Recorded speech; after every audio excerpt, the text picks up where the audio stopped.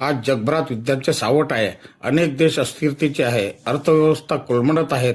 पण भारत मात्र स्थिर अर्थव्यवस्था म्हणून उभा आहे. हे आपल्या कष्टकरी शेतकऱ्यामुळं, मेहनती तरुणांमुळं आणि दूरदृष्टी असलेल्या धोरणामुळे शक्य झाले आहे.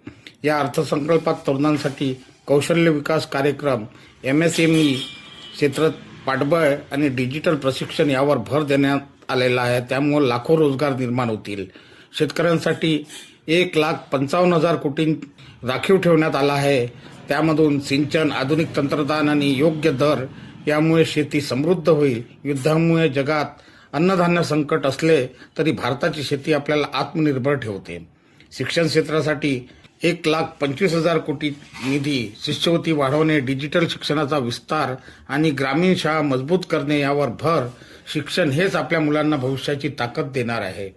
ग्रामीण विकास, रुरल डेव्हलपमेंट आणि ग्रामीण भागासाठी 1,65,000 कोटी निधी, रस्ते, वीज, स्वच्छ पाणी आणि इंटरनेट सुविधा यामुळे गाव शहरासोबत प्रगती करतील.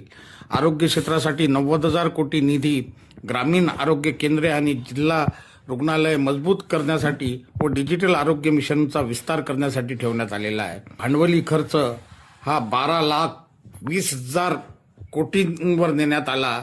रेल्वे, महामार्ग, संरक्षण क्षेत्रात मोठी गुंतवणूक होणार आहे.